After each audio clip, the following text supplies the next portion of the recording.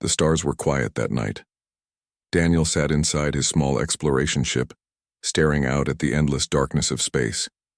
His ship was old and not very fast, but it had carried him across many worlds. He was not a soldier, not a great leader, and not even a rich trader. He was just an explorer who loved to see new places. He liked to walk on unknown soil, listen to the wind of strange lands, and write down everything in his travel logs. That evening, his ship landed on a small green planet far from human colonies. The planet had no name, at least not in human maps. It was covered in thick forests, tall trees with silver leaves and glowing rivers that shone softly in the dark. Daniel stepped out, his boots pressing against the soft ground. The air was fresh, full of a strange, sweet smell that made him curious. He began to walk with his scanner in hand, looking for signs of life. For hours, he found nothing unusual, just the calls of flying creatures, the rustle of leaves, and the quiet sound of water. But then, deep inside the forest, he noticed a faint glow. At first, he thought it was some kind of crystal because many alien worlds had rocks that shone. But as he walked closer, he realized it was not a rock. It was something else. Hidden between twisted roots of an old tree lay a pod. The pod was oval-shaped, smooth and glowing with soft blue light. It was half buried in the ground as if it had been there for a long time. Daniel bent down, brushing the dirt away. The surface was warm under his fingers, almost like it was alive. Curiosity pushed him forward. He pressed a button on his scanner, but the device gave only strange readings. Unknown energy source, it said. No data, no records, nothing. Daniel hesitated. He had seen many strange things during his travels, but this pod felt different. It was not just strange, it was mysterious, secret, and important. Slowly, he touched the surface again, and suddenly, the pod made a soft sound. A hiss of air escaped, and the top of the pod opened like the petals of a flower. Inside, lying on soft glowing fabric, was a child. Daniel froze. The child was not human. Its skin was pale silver, almost shining in the moonlight. Small marks like stars glowed faintly across its arms and forehead. Its eyes were closed, and its chest rose and fell very slowly. The child looked weak, as if it had been asleep for a very long time. Daniel's heart beat fast. He had found alien ruins before, but never a living child. He looked around, half expecting someone to appear. But the forest was silent. There was only him, the trees, and the mysterious child. Carefully, he lifted the small figure out of the pod. It was lighter than he expected, fragile, like holding a bird.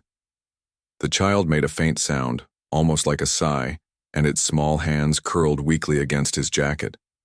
Daniel felt something stir inside him, a sense of responsibility. Whoever this child was, it needed help. He carried it back to his ship, setting it gently on his bunk. He gave it water with a dropper and covered it with a blanket. For hours, he sat nearby watching. The child slept, its small chest rising and falling, and Daniel wondered, "Where did you come from? Who left you here?" As he sat there, questions filled his mind. Was this child lost, abandoned, or was someone searching for it even now? He did not know. But he did know one thing. He could not leave it behind. Far away, on a distant star world, an alien queen sat alone in her vast chamber. Her throne was made of shining stone, and stars shone above her palace dome. She was a proud ruler, tall and graceful, with markings like constellations glowing faintly on her skin. Yet her eyes were heavy with sorrow. She had once been joyful, once filled with hope because she had a child, a little star of her heart. But years ago, in a terrible accident, the child had disappeared. Her people had searched the skies, sent ships across sectors, and searched world after world. But no trace was found. Every day the queen hoped for news. Every night she dreamed of the child's laughter. But time passed and hope faded. Her advisors told her to accept the truth, to let go, to move forward for the sake of her empire. Yet her heart refused. Now she sat in silence, her crown heavy on her head. She whispered softly, almost like a prayer. "Where are you, my little one?" Back on the green planet, Daniel wrote in his travel log. His handwriting was simple, but his words carried weight. "Today I found something I cannot explain. A child, alien in form but innocent as any human baby. Alone, hidden in a glowing pod. I do not know where it came from or who it belongs to, but I feel it would be wrong to leave it. I will protect it until I know the truth."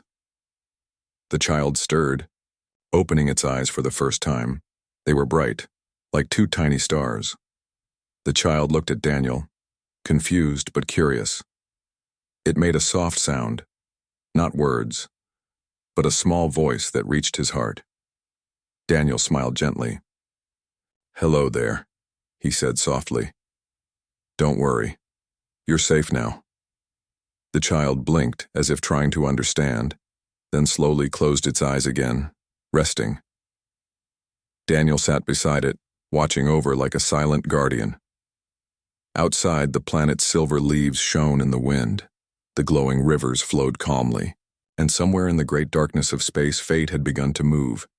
Daniel did not know it yet, but the small alien child he had found was no ordinary child. It was the missing heir of a galactic empire, the one the alien queen had lost hope of ever finding.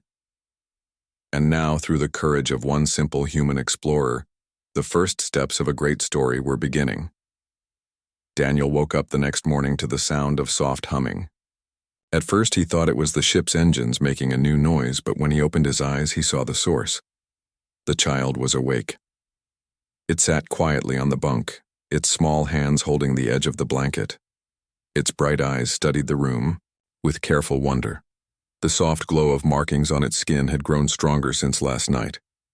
When it noticed Daniel watching, the child tilted its head, almost like a bird trying to understand what it saw. Daniel smiled gently. "Good morning, little one." The child made a sound. Not words, but a tone like a soft whistle. It wasn't fearful, only cautious. Daniel moved slowly, picking up a small pack of dried fruit from his supplies. He broke a piece and held it out carefully. The child looked at the food, then at him. For a moment it hesitated, but hunger was stronger. It reached out with tiny fingers, took the piece, and placed it in its mouth. It chewed slowly, its expression thoughtful, before letting out a small, satisfied hum. Daniel let out a breath of relief. "That's better. You must have been starving." He spent the rest of the morning finding simple things to keep the child comfortable. He gave it water in a small cup, found soft fabric to make a pillow, and even let it play with the glowing scanner when it beeped. The child laughed softly at the sound, and that laugh felt like sunlight filling the ship's quiet air. Days passed, and a bond began to form between the human and the alien child. At first the child only made sounds, small hums or whistles, but soon Daniel noticed patterns. A short high whistle meant it wanted water. A long low hum meant it was sleepy. Sometimes it copied his words, repeating the shape of sounds even if the meaning was not clear. "Water," Daniel would say slowly, pointing to the cup. "Wa-ter," the child would answer, eyes shining with effort. Each day the child grew stronger. Its steps were shaky at first, but soon it began to walk around the small cabin. It touched everything with curiosity, the buttons, the windows, even Daniel's old coat. Sometimes it would tug his sleeve and point at the stars outside, making a soft coo of wonder. Daniel found himself smiling more than he had in years. His travels were often lonely. He had spent many nights writing in his log, speaking only to machines. But now he had company, small but full of life. He began to call the child Starling because of the glowing star-like marks on its skin. The name seemed to fit. Whenever he said it, the child's eyes brightened as if it understood. But not everyone in the galaxy was happy about Daniel's discovery. On a nearby trade station, rumors spread quickly. Traders whispered about a human explorer who carried an alien child unlike any species they knew. Some said the child was rare, maybe even valuable. Others warned that carrying such a child would bring danger. One old captain shook his head at the story. If that human really has such a child, he's painting a target on his back. Empires don't like secrets being carried by strangers. The story reached far ears, and though Daniel did not know it, his quiet journey was no longer hidden. Eyes in the shadows had begun to watch for him. Meanwhile, far away, the alien queen sat in her chamber. She closed her eyes, seeking peace. For years she had tried to sense her child through the psychic bond of her people. Long ago, when her little one had vanished, she had felt emptiness, a silence that broke her heart. She had told herself the bond was gone forever, but recently she had felt something faint, like a flicker of light at the edge of her mind. A small heartbeat, weak but present. She had felt it at night, in her dreams, when she thought she heard a familiar laugh. She wanted to believe. She wanted to run across the stars and search again. But hope had betrayed her too many times. Her advisors reminded her every day, "Your Majesty, it is only imagination. The child is gone. The Empire needs you." She nodded to them, but in her heart, she whispered, "What if?" And in that moment, light years away, the little alien child leaned against Daniel's shoulder, humming softly as he read from his travel log. The bond was not broken. It was alive, waiting to be discovered. One evening, Daniel sat at the ship's control desk Daniel had always been a traveler. His small ship had carried him through asteroid belts, barren moons, and shining nebulae. He had faced storms of ice and engines breaking down in the middle of nowhere. But this new journey was different. This time he was not traveling for curiosity or discovery. This time he was traveling for someone else. For the small alien child he had named Starling. He sat in the pilot's seat, the child perched on the chair beside him, its bright eyes wide, with wonder as it looked at the glowing controls. "We're leaving this planet, Starling," Daniel said softly. "We're going to find where you belong." Starling tilted its head, letting out a soft hum. One small hand reached forward and touched the star chart screen.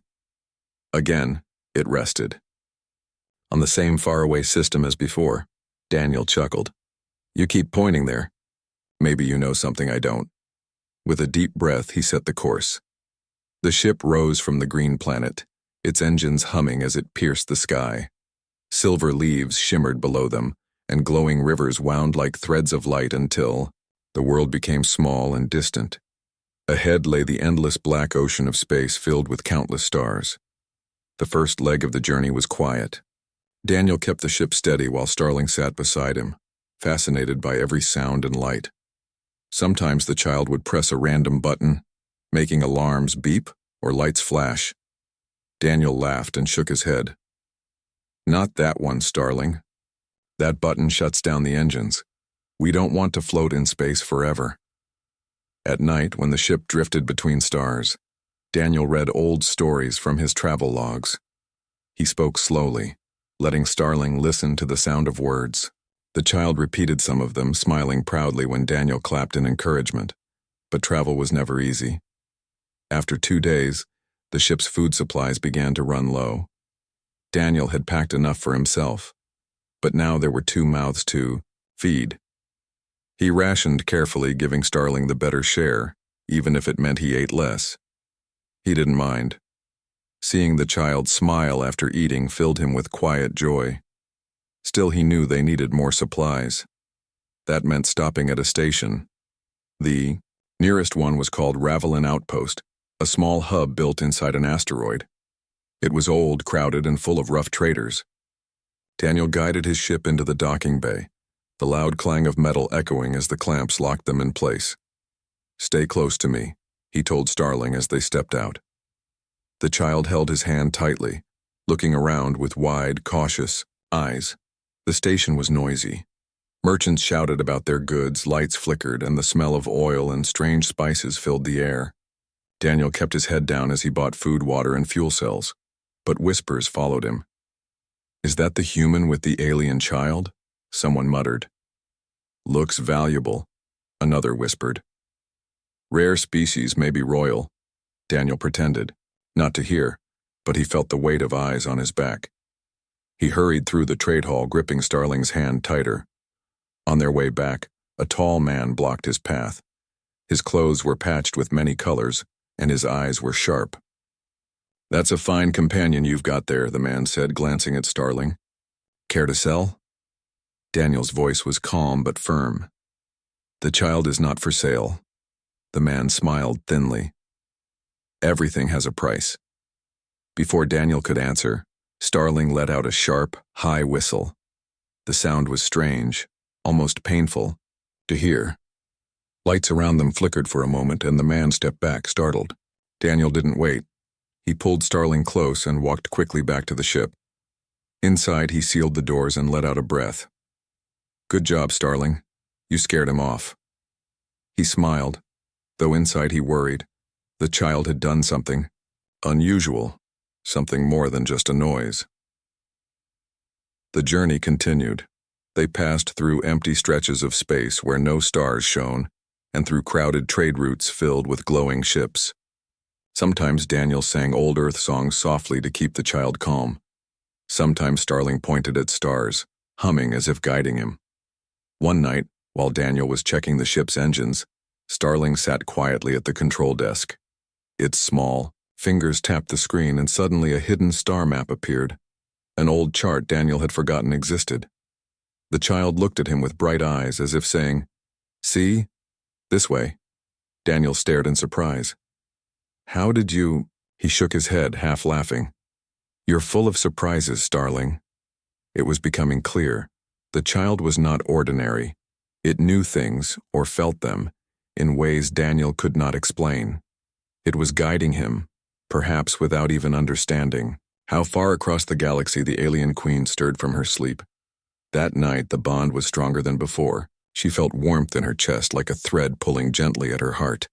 She heard a faint sound, her child's laughter, soft and distant. Her eyes filled with tears. "No," she whispered. "It cannot be real."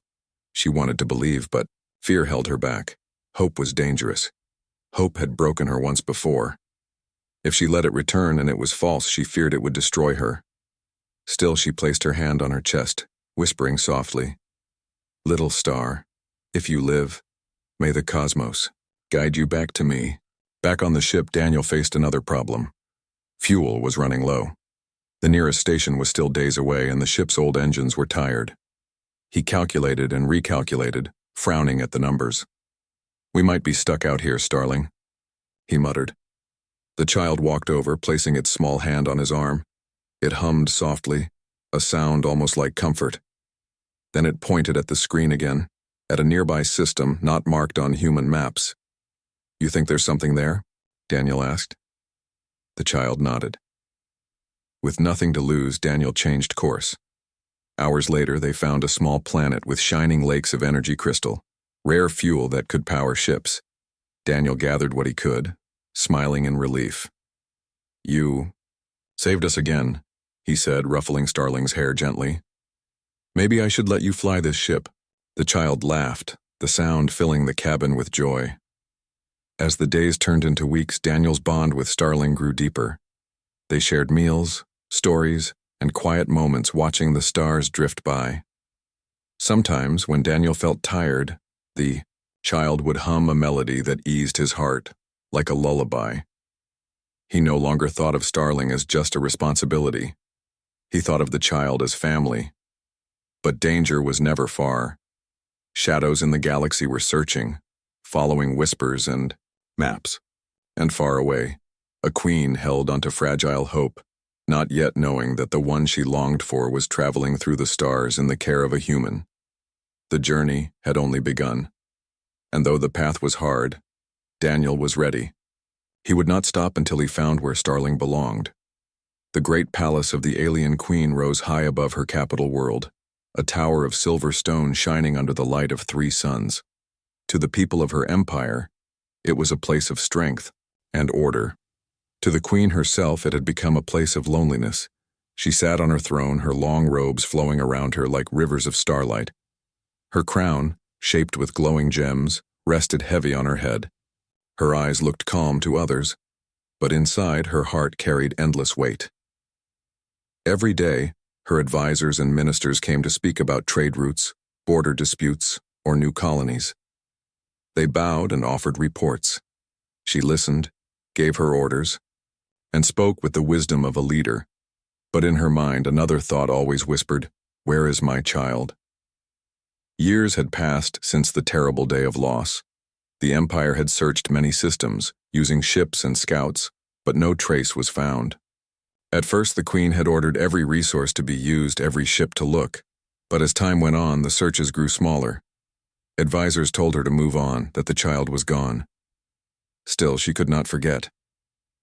That night, when the council meeting ended, the Queen returned to her private chamber. The walls were decorated with glowing star maps, each one a memory of places she had visited. She walked to the balcony and looked out at the sky. The three suns were setting, painting the horizon with gold and blue light. She closed her eyes and placed her hand over her heart. For a moment she felt it again, a small spark like a distant heartbeat. A thread of warmth, faint but real. Her breath caught. She whispered, "Little star, is it you?" But the feeling faded, leaving only silence. Tears touched her eyes, but she brushed them away. Hope was cruel. Hope gave light, only to take it away again. She had lived with that pain for too long. The next morning, the royal council gathered in the Great Hall. Advisors stood in a circle, speaking one after another. "Your Majesty," said one tall minister with sharp eyes, "we must face truth. The child has been gone for years. The Empire cannot waste ships chasing shadows." Another added, "The people need strength, not sorrow. If we show weakness, our rivals will take advantage." The Queen listened in silence. Her hands rested on the throne, steady but tight. Finally she spoke, her voice calm but heavy. "You speak of resources.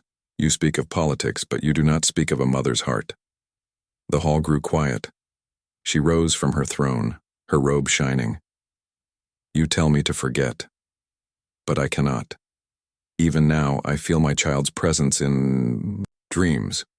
A bond between mother and child does not vanish with distance. You may call it foolish. You may call it weakness, but I will never stop remembering." Her words echoed across the hall. The advisors lowered their heads. Some were ashamed, others simply silent. They did not dare argue further. But after the meeting, when she was alone, doubt filled her again. Am I chasing illusions, she wondered? Am I seeing only what I wish to see? Far away, Daniel and Starling were traveling through a crowded city. The alien capital world stretched beneath them like a jewel. Cities of silver and crystal rose from shining plains, and rivers of liquid light wound through the land. From space, the world sparkled like a star itself, glowing under the light of its suns. Daniel guided his small ship carefully toward the main docking area, a circular platform floating above the capital city. Ships of all sizes glided in and out, some sleek and shiny, others massive and covered in markings of distant colonies. Daniel tightened his grip on the controls. Starling sat beside him, watching silently, its small glowing hands resting on his arm. "You ready, little one?" he asked softly. Starling hummed, leaning against him. Daniel exhaled. "All right, let's go." The ship landed with a gentle hiss. Security drones moved automatically around the platform, scanning every incoming vessel. Daniel stepped out, carrying Starling close. The child's small fingers curled around his shirt, holding tightly. Immediately they were surrounded. Guards in silver armor stepped forward, their eyes sharp. "Halt," one ordered. "State your purpose." Daniel raised his hand slowly, keeping the child close. "I am an explorer from another world," he said. "I carry a child, lost and in need of its family. Please, I mean no harm." The guards whispered among themselves. They had never seen a human bring a child of this species to the capital. Some were suspicious, others were curious. "Identify the child," another guard demanded. Daniel looked down at Starling. The child's eyes glowed faintly, soft blue and silver. He tilted the child so the guards could see its markings. "This child is..." I do not know your full customs, but I believe it belongs to the royal family. I found it lost on a distant planet. I have kept it safe." There was a long silence. The guards exchanged glances. Finally, one spoke. "You claim this child is royal, but you are human. How can we trust you?" Daniel did not hesitate. "I do not ask for trust. I ask only that the child is returned to those who belong to it. I will wait, and I will cooperate. I want nothing more than the child's safety." The guards nodded slowly and signaled for them to follow. They led Daniel and Starling through corridors of shining crystal, past halls filled with advisors and courtiers. Whispers followed them, people stopping to stare. A human in the palace, carrying a royal child? It was unprecedented. Finally, they reached a massive chamber. The doors slid open with a soft hum, revealing the queen. She sat on her throne, regal, as always. Her long robes glimmered with the light of the suns outside. Her eyes, sharp yet weary, fell on the child immediately. Starling, small and glowing, turned its head toward her. The queen's breath caught. The markings, the soft silver glow, the shape of the eyes, the tiny hands reaching outward, were unmistakable. It cannot be," she whispered. The child stirred and then slowly ran toward her. Daniel stepped aside. Starling's tiny hands reached for her, and the queen rose to her feet, moving forward as fast as she could. When the child reached her, it leapt into her arms. The glow on its skin brightened, filling the room with soft light. She held the child tightly, tears streaming down her face. "My little star, my child," she cried. Daniel watched quietly. He felt his own heart warm, seeing the long-awaited reunion. He stayed back, giving them space. The queen, still holding Starling, looked around, and finally noticed the human who had brought her child back. Her tears did not dry, but her voice became steadier. "And you, human, you brought my child to me?" Daniel nodded. "Yes, Your Majesty. I found the child alone and lost. I could not leave it behind. I only wanted to keep it safe until it returned to its family."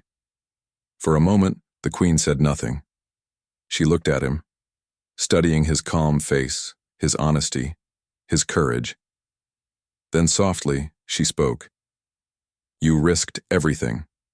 You crossed stars, ignored dangers, and faced those who would have taken my child. You have shown me something rare in your kind. Compassion, courage, honor." Daniel bowed his head slightly. "I only did what anyone should do. I wanted to do the right thing." The queen stepped closer, placing her hand gently on his shoulder. "No, you have done more than anyone could expect. You have restored hope to a mother who had none. For that, you have my eternal gratitude." Starling looked up at Daniel and gave a small hum. Daniel smiled softly. The bond they had formed across light years, across worlds, had led to this moment. The courtiers and advisors in the room were stunned. Some whispered among themselves. A human being recognized, honored, and praised in the royal palace? It was unheard of. Yet the truth of the child before them silenced all doubt. The queen held Starling close, rocking the child gently. "Tell me, human, do you wish for reward? Gold? Titles? A place in my empire?" Daniel shook his head. "No, Your Majesty. I only wish peace. I want humans and your people to know friendship. That's enough for me." The queen's eyes softened. She smiled through tears. "Your heart is wise. Perhaps the galaxy needs more like you." For the first time in years, she felt hope not only for her child, but for her empire's future. A human had bridged worlds, bringing her lost child home, and proving that courage and kindness could cross species, stars, and boundaries. After a long moment, the queen looked at Starling.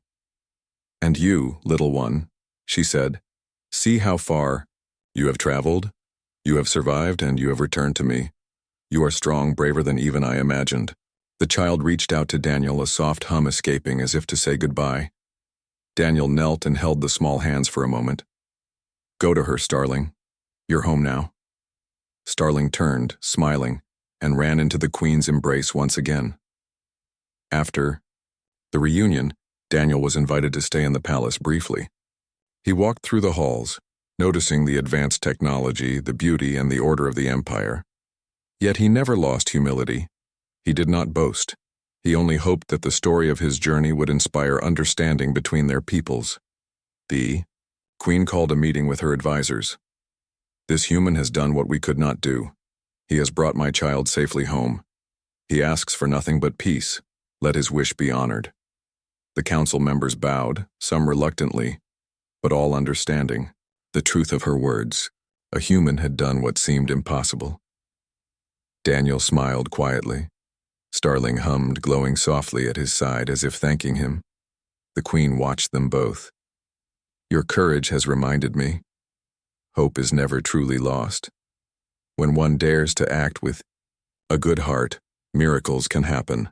The human had crossed stars, faced dangers, and shown the strength of his species, not in war, not in power, but in compassion, honesty, and care. Daniel did not seek praise, but his actions spoke louder than words.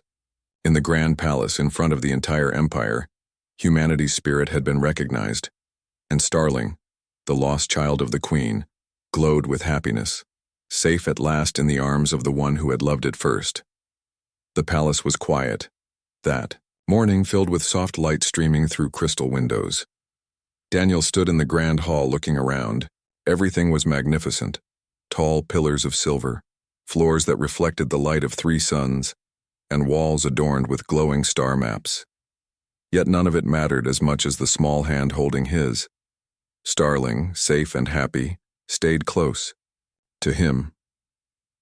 Its eyes glowed faintly, soft as moonlight, and it hummed quietly, a sound Daniel had come to recognize as joy.